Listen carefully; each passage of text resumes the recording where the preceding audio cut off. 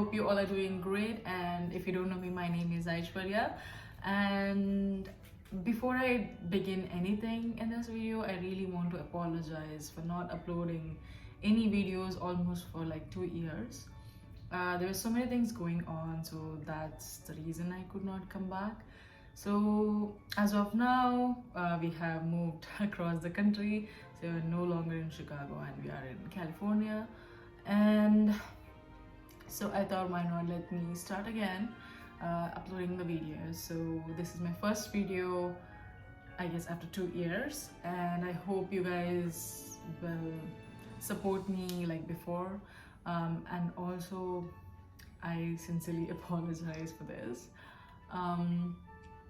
So that being said, so let's begin with the video. So today I'm going to show you how to make a DIY village, but that's a cat-friendly box. So you all know I have a cat, and he kind of destroyed my Christmas village and Christmas tree last time, almost like before 1 year. So last year I had not kept any Christmas tree or did any village. It kind of hurts my heart that I could not do anything there. But this time I thought, why not let me build something that is cat friendly. I hope it is cat friendly because till now he did not notice that I have built that or went near it. So which is a good thing. So yeah, let's begin with the video. And to build this cat friendly box, all you need is 10 8x10 photo frames from Dollar Tree, and I have also used 2 foam boards as the bottom and the top part. So all you have to do in this process is remove all the backings and the photo from the photo frames, and attach the glass to the plastic part of the photo frame using E6000 or glue stick. I have used both for the strength and sturdiness of the box. This process for all the other photo frames, and let it dry for overnight or 24 hours. I left it for 24 hours and it worked out fine.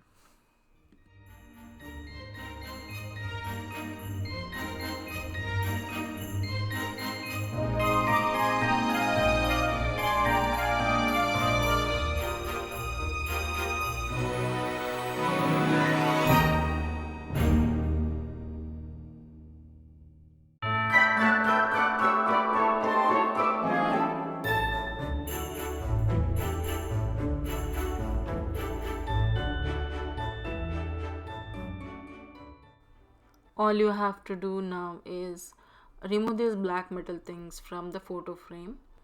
You can just wiggle them or use some pliers to remove them out. So do the same thing for all the other photo frames and set it aside.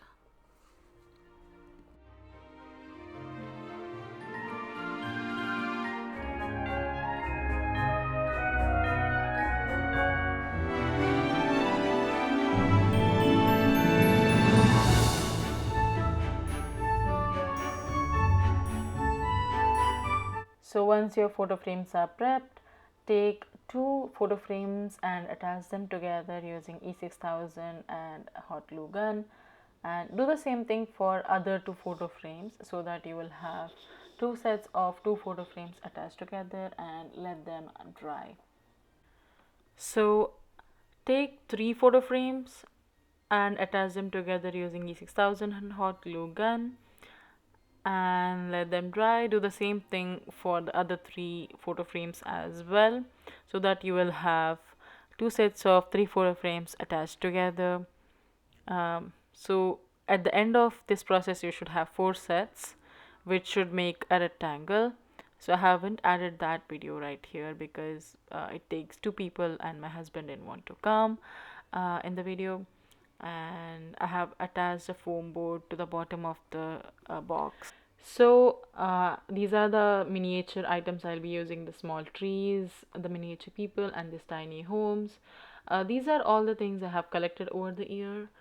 Most of them are from Amazon, Walmart, and Dollar Tree. And this is a snow fluff roll. It's basically a white fluffy sheet here I'm measuring the shade so that I can add it to the bottom of the box, which creates an illusion of snow. Here I'm showing you that I have added some popsicle stick, which gives the sturdiness. You can totally skip it. So all I'm doing here is adding the fluff to the bottom. This is all trial and error method where you just keep trying until you get a desired design or a small miniature village. I had an inspiration of Brackenridge, which we had been there for our anniversary, so that was my inspiration. So I wanted to create kind of that uh, in the village, so you can do whatever you want. So I'm also adding a train here, which is actually a working train, but in this box it won't be working because I don't have the straight tracks to make a loop. So yeah. And also I will leave a link to all the things down in the description so that you can go ahead and buy that, or you can find everything in Dollar Tree.